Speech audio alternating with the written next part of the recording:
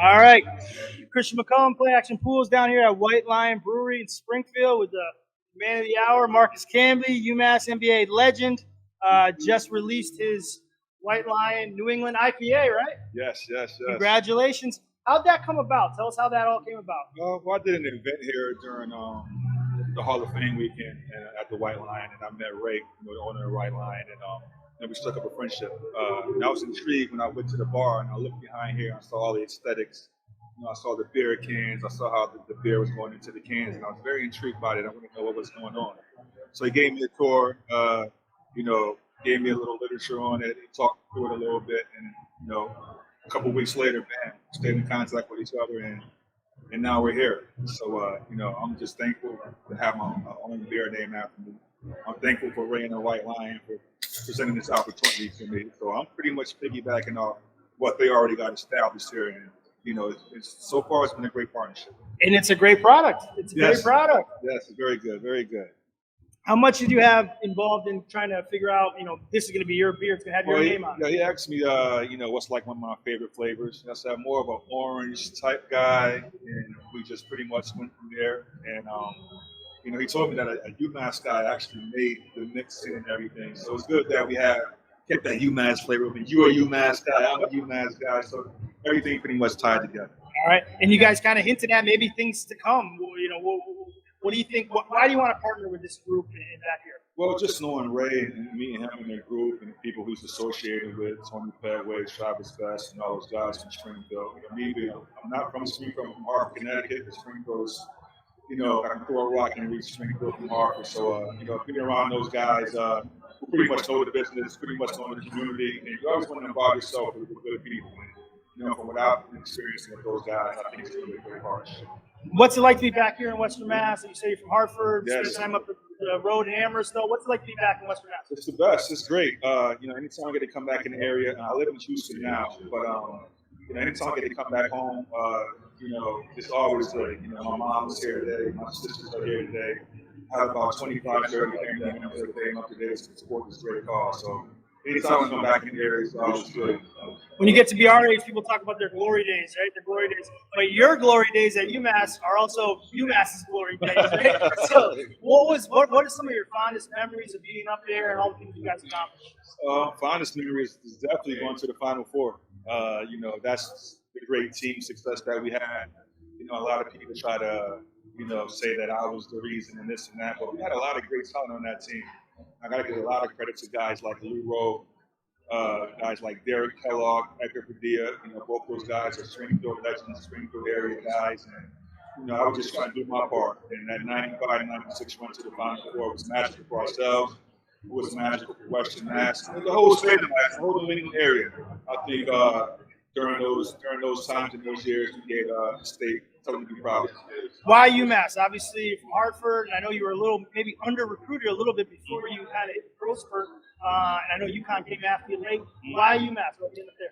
Coach Cal. Once Coach Cal came to my house and sat down with me and my moms, and after the meeting, she was like, "You're going with him." So she felt comfortable about, giving her only son, to Coach Cal's hands. And Coach Cal did a great job of matching me, great job of molding me to the man I am today. So I'm very thankful for him.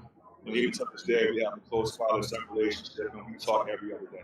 All right. What's it going to take for UMass to get back? Maybe not all the way back to where it was then. Right. What's it going to take for UMass to kind of start getting back to that level? We just got to stay consistent. It's all about if we get that 1 or 2 or 3 recruits that can come in here and help put us back over that edge. I know that anytime teams come in to UMass now, they all got to be compared to the era that I was in with the players that I played with. And it's not fair to those guys coming in. That was magic. I mean, that didn't even happen before I got there. So we can't expect that to happen overnight afterwards. So it's going to take some time, but I'm confident in the structure that we have up there. I like the players a lot. I'm real close to the program. I'm real hands-on. I was actually in Dallas, I want to say last month when they played out there. So I flew up there to watch the team play. So I'm very involved with the program. All right. And I was talking to your business agent, Max Edian, earlier about name, image, likeness. You talked about recruiting. I mean, that's going to change the game. It's already changed the game of college football. Right. What are your thoughts on name, image, likeness? I know your godson's at Wichita State. Yes, he's at Wichita, and I wish we had the NILs like they had back then. But I'm happy. Everything's evolving. The game has changed. Players have gotten bigger, stronger, and faster, and just the whole business side of the NCAA is benefiting the players more. It's not just, I get it, we're getting free education, but it's tough being a college student. It's tough not having money in your pocket. So any chance these kids can get a chance to make a little extra money in their pockets, to take a little pressure off their parents and their families to help them out, it goes a long way.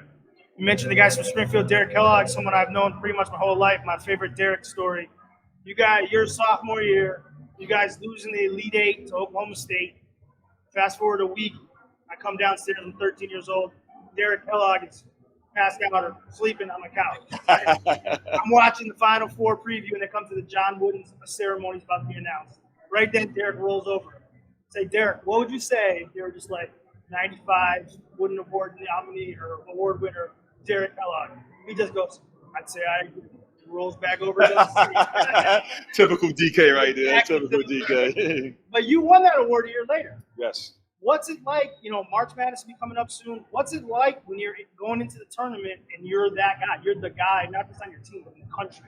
What kind of pressure is there? It's a lot of pressure. I had a lot of pressure on my shoulders, but like I always tell people, it was more than just me on that team. We had a complete team. Our backcourt was the best backcourt, and we had a Puerto Rican backcourt. So, those guys are like historic right now. Anytime somebody says UMass basketball, they may say me. I know they're going to say Dr. J, but Edgar Padilla and Carmelo Travieso was the backbone of our team. And it's always good when I hear people say they recognize those two guys, because those two guys did a lot for us. So as a team, what's it like? You guys came in that year as the number 1 seed, the year before as a 2 seed. What's the pressure like as a team when you're coming in as one of the contenders? It's real tough. We're going to get everybody's best game, but we've been experiencing that through the whole course of the year. So, one thing about Coach Cal is, he will play anybody, any place, anytime. And our motto was always refuse to lose. So, even though we played in Atlantic, we always played the top teams in the nation, the North Carolinas, the Kentuckys, the Arkansas. So we always made our non-conference schedule real tough, and that prepared us in the playoffs and went in the tournament per se. So I think that made us a more together group, and it made us a more tough and a more mentally tough group. All right. We appreciate it, Marcus. Come down to White Lion, Marcus Camby, and New England IPA. It's really good. Thanks a lot. We appreciate it. I appreciate that, buddy. Thank you.